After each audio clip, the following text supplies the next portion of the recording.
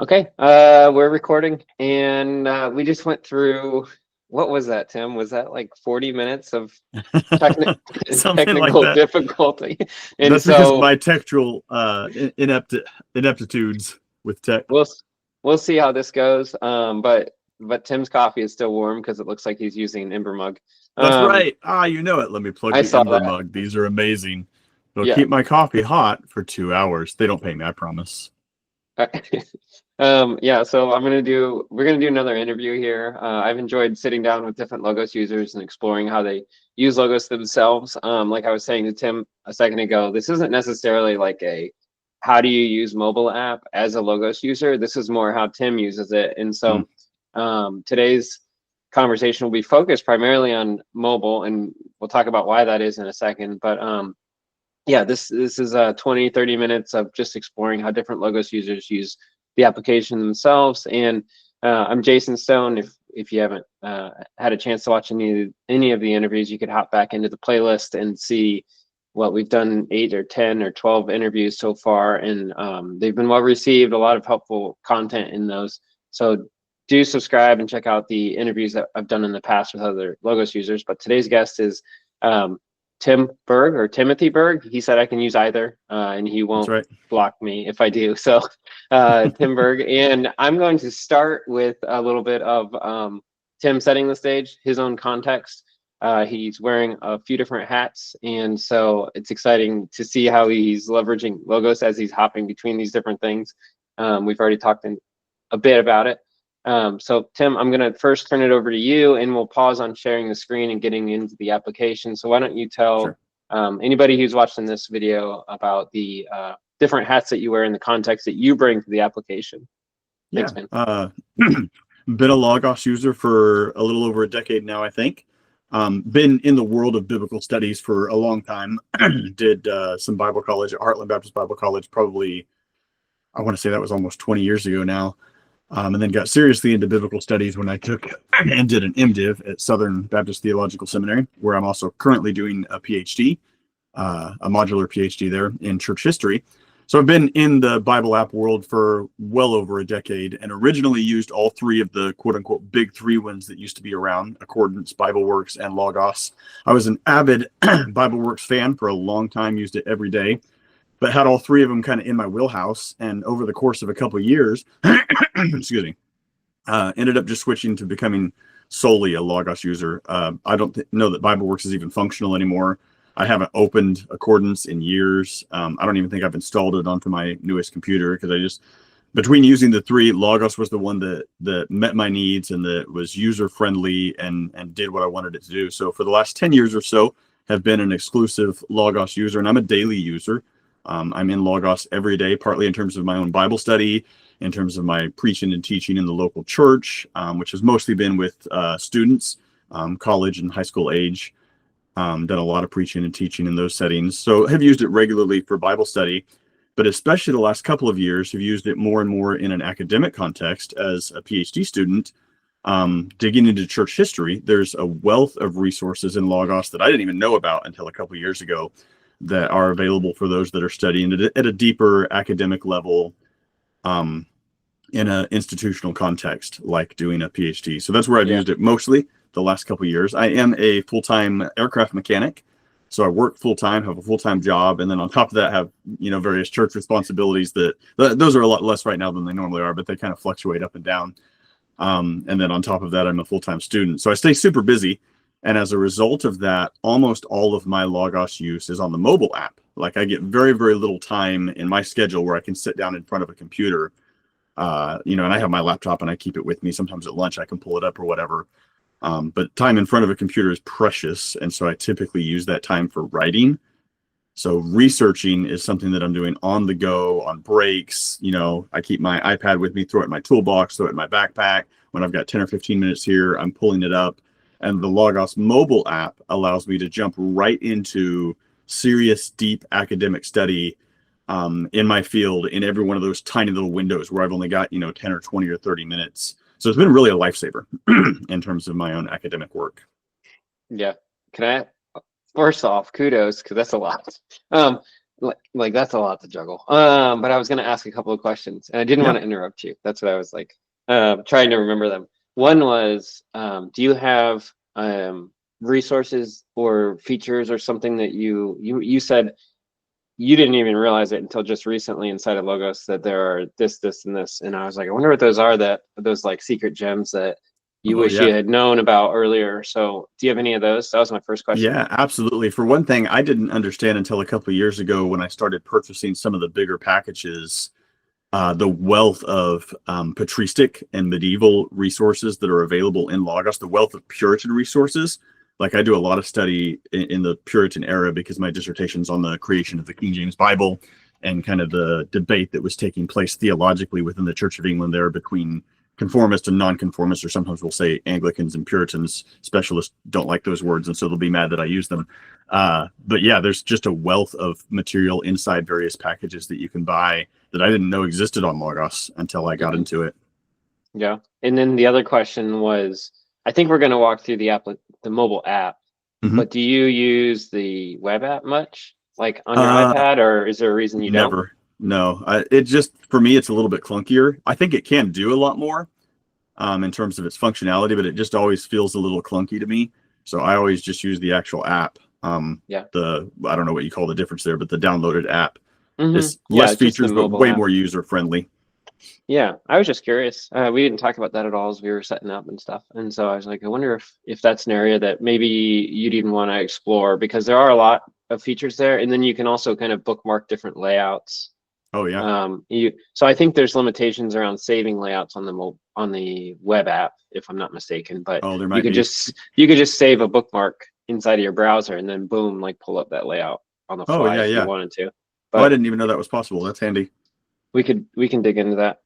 Or you can dig into that, because we've got a lot of mobile app stuff to dig into actually. And so today, if you want to start sharing your screen, I can set the stage. We'll also see, this is the first time I've ever done a mobile app walkthrough of any kind. And so there's that side of it. And then the other side of it is I'm like 90% desktop user. So this is me like gleaning from your experience. So this is gonna be pretty cool.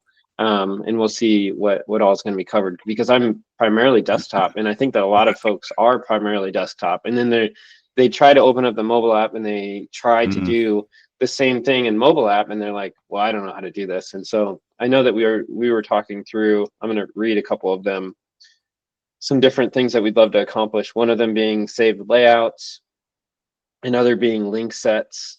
And link sets are when you connect different resources together, or features and resources together, to stay in sync as you're bouncing around. For those of you who don't know what link set means, that's what that means.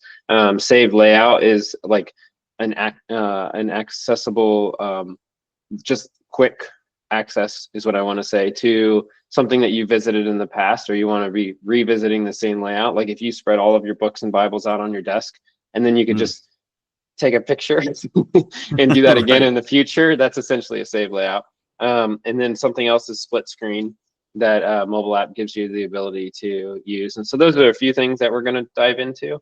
And then we may just deviate and go wherever if we decide to go further. So Tim, I think the stage is yours. You're in the hot seat now to just show me and show us how you use the mobile app. Yeah. So one of the biggest things that I do is save layouts. Usually anytime I'm studying a particular topic or I'm writing a particular paper, I'll open a whole bunch of related resources. And like I say, it's kind of like pulling them all off your shelf and setting them on your desk, but you don't want to have to do that again every time you work on that paper. And the great thing about a saved layout is you can set all that up and then just save it under a particular title. And then anytime you're able to work on that particular topic or paper, then you just pull up that layout. So you can see on my screen here, I've got a bunch of them saved that I use on a pretty regular basis. But I'm just going to show you one that I used for, let's see, I don't know if it was for the Patristic seminar with Haken. Actually, I think it was for the class with Claunch. Kyle Claunch had us reading a whole bunch of the Summa, which I'd never done before. So I opened up a variety of Summa resources in Logos and saved them. You can see up in the upper left here, I've got them saved as a layout. So we're going to open that layout, and I'll just show you what pops up every time I go. Oh, and you know what? I made some changes to this and I didn't save it, so I'm going to have to reset it up. Apologies. So I've got a variety of resources here. The main one is the copy of the Summa, which is I think the most recent and most well done edition. But in my layouts, I'm going to split my screen. And in the bottom, I'm going to put the Latin text of the Summa from the same edition. And then I'm going to link it in a link set that I have set on the above window and in a variety of resources to the right that I'll show you here in a moment. So now what I've got is the Summa in an English translation above, but because sometimes we're going to have to use the Latin text, in an academic context, you're wanting to use the original languages. So I've got the Latin text below, but because I've got them set to a link set, as I'm scrolling through various questions and articles, they're going to follow immediately along underneath. So I don't have to go find my place in the Latin text, which is a really amazing feature. I just find my spot up above, whatever section I'm reading, and immediately it has found that place below. So I've got the Latin text underneath me. My Latin's not good enough to use that as my primary text, but I've got the Latin text underneath me and can make constant reference to it without having to find my place. Now, what I've done with the link set, though, I've set that bottom window to follow only, so that if I scroll around here in that Latin text to look at a little bit more context, I'm not changing or losing my place in the above window.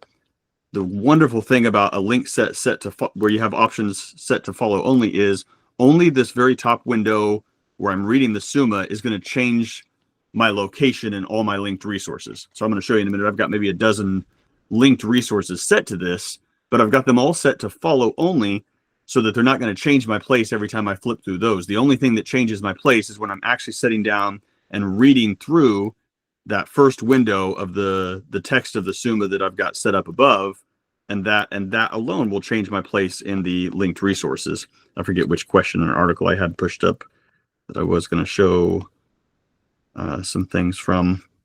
That's okay. So let me show a couple of the things that I've got linked. What I've got open in this main window is the Aquinas Institute's translation of the Summa, which is a slight tweaking of the Fathers of the Dominican Church, one that had been a standard for years. But I'm going to swipe to the right, and I've got another resource saved, which is Peter Kreeft's edition of the Summa. He has a very, very condensed version, so he's cut a lot of it out. He's dropped it from 5,000 pages down to 500 pages. But the sections that he does have present have these marvelous notes that will pull up just as a hyperlink. So if I'm reading along and I want guidance, I'm stuck in, question 45 or whatever, and I go, man, I don't know that I'm following this. I'll just flip over from where I'm reading to Kreeft and go, oh, does Kreeft have a comment here? And I can pull that up instantly and read it. And notice as I do that, and I may read through a little bit more here, it's not changing my place in my original text of the Summa that I've got in that first window. Because that is the only one that's not set to follow only, that's the only one that changes my place. So right here, I'm in Article 1. I can change this here, read a bunch of those sections, and it doesn't change my place. But if I change my place here and go to Article 2, I don't know if he has that in here. He doesn't, so it doesn't change it because it's not one of the ones that he has. But if it was a section that he has, it would change the place in his copy as well. So I would just immediately be able, like if I go down to question 45 here. Now, if I switch over, it's immediately changed that to question 45. But because it's follow only, I can play around in there and not lose my place in the original Summa that I'm reading. So I'll flip over and pull up and see if he has notes. But there's several editions of the Summa available on Logos, and one that I use a lot is the before you jump forward. Yep. Could I ask a quick question? Because absolutely. I imagine don't let me just ramble. If you've got something you want to say or ask. I imagine that some folks, myself included, like I don't use the mobile app all that much. I don't use follow only, like hardly ever. And so, how do you set up a follow only versus just link setting them all to A? Yeah, absolutely. So you've got, when you hit that orange button, it's orange right now because I've got a link set, but I'm back in my original window here, and I'll hit that A. I have 3 different options for link sets. I can set 3 link sets at a time, and I only ever use 2. I suppose you could set up a system where you have 3, but you can do A, B, or C. So you've got 3 that you can set up at a time. And then you can select set all panels to match. And if you want to, what I do on all the other ones, I won't do it on that one because I have it changed. I'll do it down here below. You click that follow only button. If you don't have follow only, notice how it becomes just the letter A. But if I click follow only, it's the letter A with an arrow. That tells me that I've now set that particular resource to be in link set A, but as follow only, that means scrolling around in that resource will not change the location that I have in the other linked set above. So I should have explained that more further. Yeah, it's a really handy tool, especially if you open up a dozen resources and you're reading through a main primary source text, whether it's, a text from Cyprian, or in this case, a text from Thomas, and you don't want to lose your place in the main text, then you can set that text as a linked set and have only that window as the original A, and all the others will be set as follow only, and that way you never lose your place in the original text that you're reading. That's awesome. Thanks for pausing. Yeah. So what I do here with Thomas, I've got several editions of the Summa open, and they're all, if you look at this A up here, I've got them all set to follow only, except for the main one, because I'm mainly reading through the Aquinas Institute edition. But I have these others that I want to consult. So I've got them set in the same link set A, but set to follow only. So I'll use Kreef's. Kreef's is condensed, so a lot of times he doesn't even have the text. But if he does, I always like to look at what his notes are. They're very, very helpful. He's a master of that world. I don't agree with all of his theology, but he's a master of that world. And then Mortimer Adler did this edition right here. Mortimer Adler from the famous book on how to read a book. I forget what it's called. But he was also a Thomas scholar. So he doesn't produce his own translation, but what he does that's really helpful in this edition, anytime there's a reference to a particular work, you can click on his link, which in Logos, of course, they'll all come up just as these floating panels or windows or whatever. And that he tells you in a modern edition, here's the resource that he's citing, and here's the page numbers in a particular modern edition.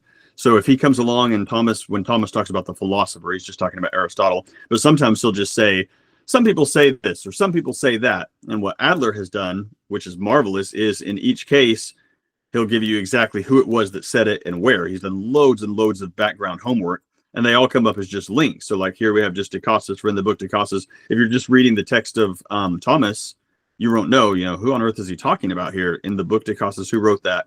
But in Mortimer Adler, you click it and he'll tell you exactly who it is. And if it's a resource available in Logos, which this one's not, but if it is, then it'll just have a hyperlink right there, and you can immediately open that resource. Oh, I don't have that one downloaded. If it's a text that you own, you can immediately open that resource from there. So it's a really handy way if you need to dig deeper and deeper into something that Thomas says just as an aside. It's all present in that second edition that you have there. So as I'm reading Thomas, one of the things I found very early on is that he's not easy to read. And we didn't read the whole Summa. I'm very grateful my professor didn't have us read the whole Summa. But we read a good chunk of Prima Pars, the first section, and it was not an easy read. It's some of the most challenging theological reading that I've ever done personally. It's just the way that it's structured, the language that he uses. You're kind of going back in time 1,000 years. But in Logos, what I found super, super helpful, there are a number of helps and aids, like reader's guides. For example, this one here, which is by, I am not going to pronounce that name. It's a German name, Frederick Christian something. But where did you click to pull that up just like that on the fly? Oh, yeah. So anytime I've got a resource open, I don't even know what it's called, but the little 3 dots above to the right, you have a whole menu here of various options about that resource. And if I don't know, wait, who wrote this or what's the full title of the book, I'll just click book info, and it will pull up for me the information of author, title, and then usually a short little summary below. And then you've got options there where you can remove the book if you wanted to. I have these downloaded so I can use them when I don't have Wi-Fi access. You can also add to print library if you have a print copy of it, which I don't. But yeah, that's a really handy tool. Anytime you're in a resource, you don't know exactly what it is, you can get more info from that book info option. So this is a reader's guide where he walks you through not every question, but certain sections. So if I'm stuck in question 45, now I can just scroll over and have his explanation of, here's the Summa, here's the text, and a whole lot of explanation, lots and lots of helpful notes that tell me, oh, okay, here's what this word means, or here's the context behind that. He's providing basically a step-by-step guide through sections of the Summa, especially those that are harder and harder to read. So I've got increasing levels of help if I get stuck and need more help. But again, I've got this set as link set A, but I've got it set to follow only. So I can scroll around in here, have all kinds of fun reading what he's got. But when I come back over here, I have not changed my place in my base text where I'm still at the start of question 45 in the Aquinas Institute edition. So it's a very, very helpful tool. And I've got a few of these. This is actually a different edition of the Summa that I never use. That's the old Fathers of the Dominican Church. But I've got another reader's guide here. I think this might be Long's. Oh, Lowland, Stephen Lowland. Same thing when I'm looking for more help and I go, man, I'm still lost. I've got another wonderful resource in Logos that's going to take me through certain questions and provide detailed guidance on what they mean, where they come from, background, etc. I don't know what this one is. It just apparently doesn't have that section. Oh, Aquinas on Doctrine. This one's not arranged by the Summa categories, but I do keep it open because a lot of times if I'm stuck and I want, deeper explanation of what does Thomas mean by a person, well, Wayne Andy has just a brilliant explanation of Thomas, his background, his theology. So he's going to give all kinds of detailed explanation. If I say, hey, okay, I'm in this question where Thomas is defining a person, it's getting super technical, I'm lost, let me just open this other resource that goes categorically through Thomas's theology and says, okay, here's what Thomas means by a person. Here's how he's getting his definition from Boethius. Here's how he's applying it in terms of Trinitarian theology. So all that's available for me in another resource that I'll pop open pretty regularly while I'm reading through the Summa or any section of Thomas. And a couple of these last resources are like that. They're not, they don't work as a linked set because they're not arranged according to the categories of the Summa, but I keep them open so that I can pop them open to whatever section that I may be studying. And I should point out too here, I've got two options that I use regularly. You've got contents when you open any particular resource, which will arrange the book, the way that the authors and publishers have arranged it. But what I do constantly when I'm in the mobile app and I find a section that I'm going to refer to, I'll save it as a favorite. And the way favorites work on mobile is a little bit different than the way favorites work on your desktop. On your desktop, you have all kinds of options for how you arrange favorites, where you put them, how you categorize them, as you select a particular section of text or chapter or whatever. In mobile, when you save a favorite from an iPad or an iPhone, all of them go into the same folder, which is specific to the mobile app, which means that all of them will pull up within that resource when you open a resource and hit this favorites tab.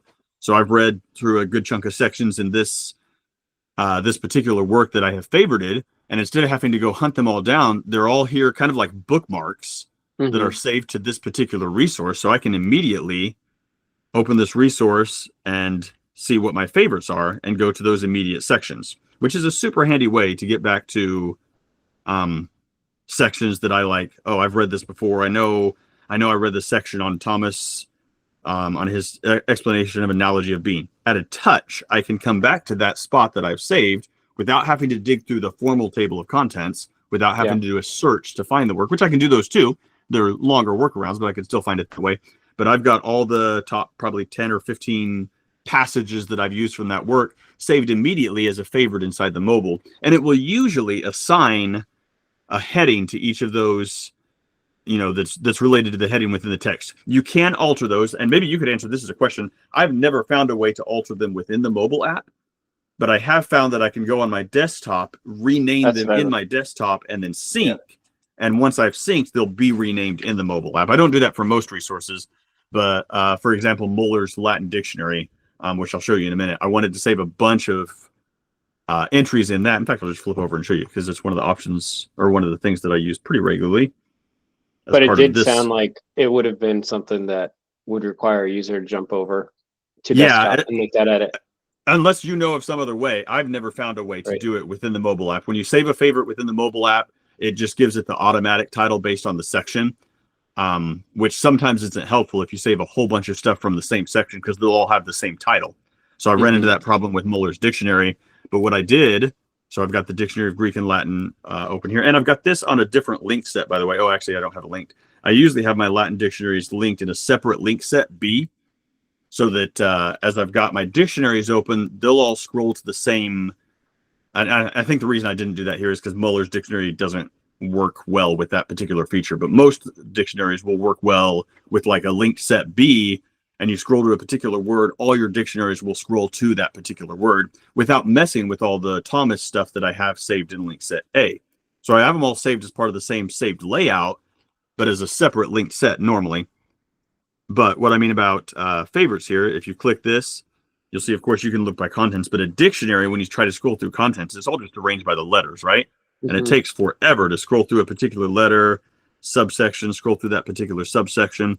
So what I did in Muller's dictionary, I saved a whole bunch of I read through the whole dictionary and saved probably 2 dozen, 3 dozen of the most important entries that I knew I was going to come back to again and again. But when you save those as mobile favorites, it just gives them all the same title, Muller's Dictionary Section A or whatever. So I went into my desktop and renamed them all by the entry title and then synced. And now they all show up in my mobile app by the particular title of the entry. So instead of them all having the same entry, which is confusing and hard to find, I can immediately click on any one and I've got them all saved under those particular titles. So like, I'm not going to use most of the rest of Muller's dictionary, but I guess I've got probably about 50 saved in here. These 50 entries, I'm going to come back to again and again and again. So I went and retitled them. It was worth my time to retitle them all to make them easily accessible from my mobile app. Did that all make sense? I know that was a lot of explanation. It does make sense, and it's good context for mobile users, app users especially. But I'm also wondering, I'm thinking in my head about mobile, like the web app, and if there's any workaround there to save you time from having to get back to the desktop once you. Oh, that's true. I wonder if you could do it through the web app. I've never tried. So it's just a thought, but something we could check out. That's really helpful. Yep. So. And then to create a favorite, you just select the text, and if anyone's wondering, right? Yeah, you can do a particular word, or what I do all the time on Logos Mobile, you double click and it will select the whole sentence, which is really handy. And then I can do whatever I want in this little menu here. I can highlight it, which is what I typically do. I have kind of a system for my highlights. I use blue and gray for less important highlights, yellow for a more important highlight, and I'll use red for something I'm like, oh, I'm going to look at this again. I know for sure I will pull this up. I want it to stand out, so I'll do red. But yeah, I just double click and it pulls the whole sentence up. Then I have all my highlighting options. And then in that menu, I also can select, I'm not going to do it here. Well, I guess I will, just because I can delete it later. Now I've added that to a favorite, and it will immediately come up over into my favorites tab, but it's probably going to pull up at the bottom with the generic title. Yeah. So if you just save like that, it'll give it the generic title, Dictionary of Latin and Greek Theological Terms, drawn principally from whatever. That's why I went in and renamed all those titles, because all of them had the same title, and it wasn't conducive to pulling them back up later. So I gave them all renamed titles. But yeah, super easy to save a favorite, super easy to add a highlight, also super easy to add a note. I do this all the time. If I have to, almost anytime I have to pull up a Latin dictionary to go back to my main text, I'm reading along in the Summa or in some patristic text, and almost anytime if I get stuck, oh, I'm in the wrong one. If I get stuck and have to go over and pull up a Latin dictionary, then what I'll do is save that entry as a note. Let me see if I can find an example here. I had a question pulled up where I had some examples, and I can't remember what it was, and I scrolled away from it. Okay, here we go. So if I have to pull up a Latin word that I'm not familiar with, like I come along and this includes 2 things, the habitude, I'm like, what does that mean?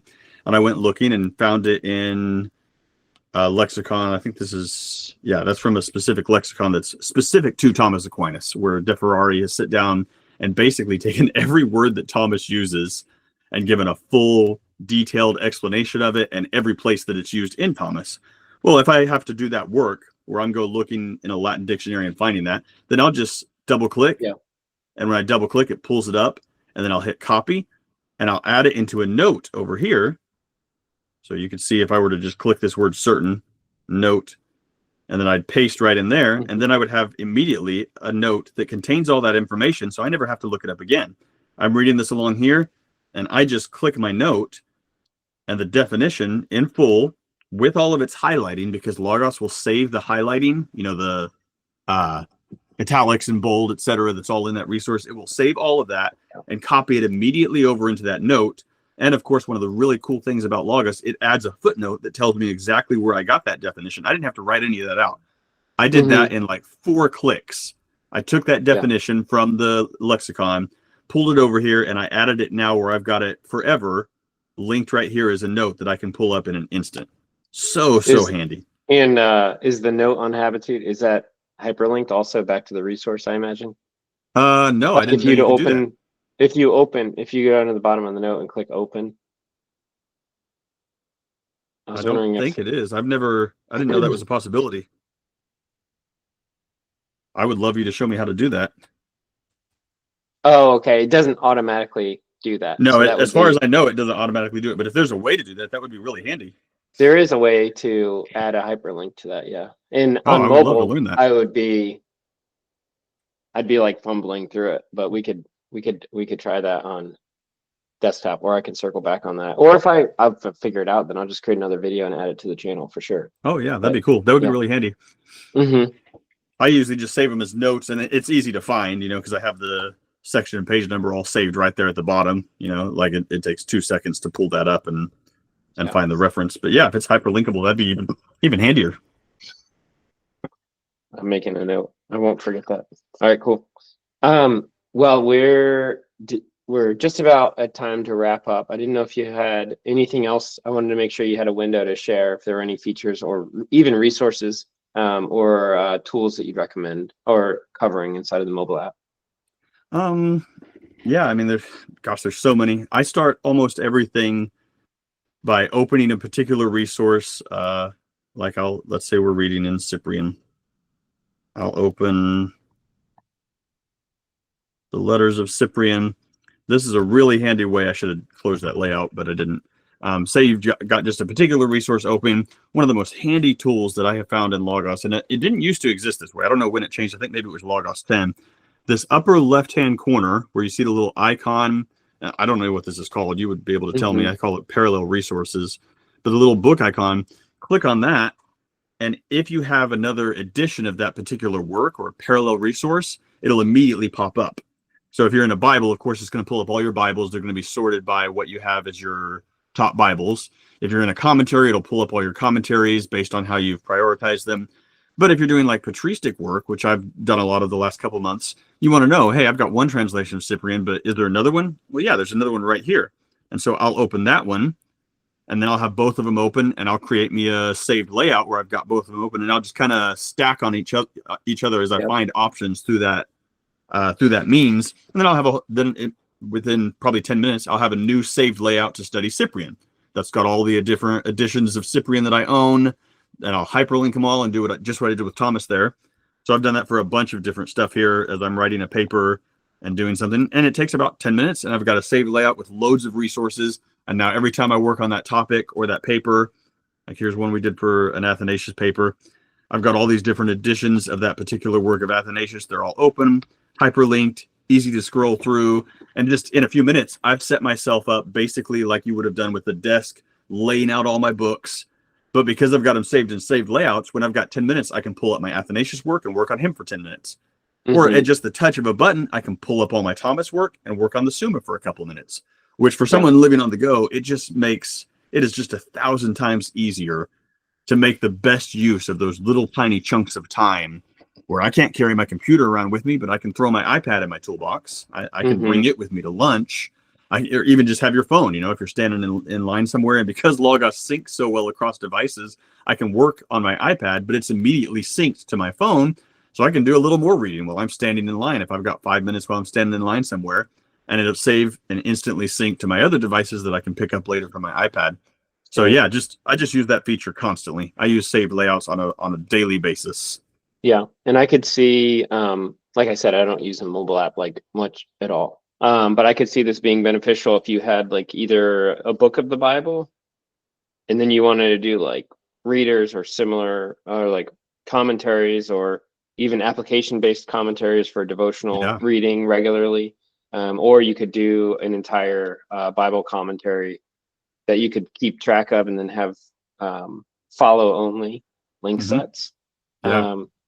And then if there was something that you were like, man, I just want to dig into this a little bit further, I'm reading through a particular verse, or there's a word you could quickly slide over. So yeah, this has been really, really helpful.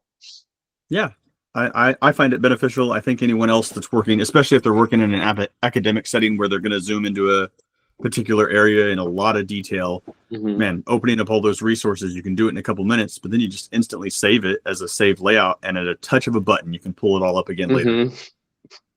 Yeah, I was just browsing through your saved layouts just for more ideas. But okay, as we wrap up, there's a few things that I want to make sure that we mention. And so one of them was the different places that you either publish or contribute. And so do you want to share a few of those, and I'll make sure that we add those links in the description as well? Yeah, I do run a website called kjbhistory.com. I've been a little slow to add to it, really since I started into the PhD program. Just have been swamped with other work, but I will get back to adding to it, so people can follow me there. Come on, Tim, you have so much time. I don't understand. I love to write on it, but I tend to write really long, massive blogs that are basically essays. And now I'm at the stage where I'm like, oh, that's the type of stuff that ought to be thrown into a paper, that I'm going to deliver somewhere. So I haven't got back to actually blogging, but I will. I definitely will. So people can follow me there. That website's up, and I'll eventually be putting content back on there, kjbhistory.com. There is also an apologetics ministry that I'm a part of with a couple of really good friends. It's called textualconfidence.com. We also are kind of slow getting content up on there because we try and do it all together, and it's not really often that we can all be together. But whenever we can, we do continue to put content on there, and we have some stuff planned for the future over the next couple of years that will show up at textualconfidence.com. And it's got links in there that you can follow and watch videos from YouTube, and I think a bunch of different platforms you could follow. So there's content there as well. I do blog occasionally for the Text and Canon Institute at Phoenix Seminary with Peter Gurry and John Mead. I've got some blogs there, and I'm working on some more that hopefully will get approved and show up there so people can follow work there as well. Awesome. And then your PhD work, what's your focus there? Yeah. And when do you expect to be, I don't know, finished? Yeah, no, great question. Lord, there's a lot of Lord willings in that, and a lot of prayer and sweat and blood as well. I've got a little less than a year left of coursework, and then I'll be what they call ABD, all but dissertation. So hopefully within about a year, I'll be into the writing phase. My PhD is in church history and historical theology, but specifically zooming in, I'm looking at 16th and 17th British theological debates and how they impacted the creation of the King James Bible. So my dissertation is all about how the King James Bible of 1611 was created. So that's where I'm heading. I work on it now, as I've got time here and there between classes. Once I'm done with classwork, I'll just be writing until I can get it finished, and then however long it takes me to write it. Okay. Awesome. One thing I've seen with these interviews, and as we wrap up, I just want to remind anybody who is watching, is there'll be a lot of questions that come from these interviews. And so I have a few questions that I'm going to be circling back with either channel viewers or Tim. And then if anybody watching has questions, then feel free to drop those in the comments, and I'll follow up, or I'll bug Tim and I'll see if he can help us answer some of those questions. So I want to make sure I mention that. And then again, if you haven't seen previous interviews, be sure to jump through the playlist. I've learned a lot in this interview, and across all the interviews. So they've been a lot of fun. In closing, I just really want to thank you, Tim, for taking the time to sit down with me, to share your screen a little bit and talk through the mobile app. This is foreign space for me because I don't dig into the mobile app all that much. So this has been incredibly helpful, and I hope it has for anybody who's watching the replay of this interview. Yeah, I hope so too. Thanks so much for chatting with me. Of course, man. Well, I will wrap it up. We're good for today. And here comes another interview that'll be going to the channel. So thank you, and thanks everybody who watched the replay. Thank you all.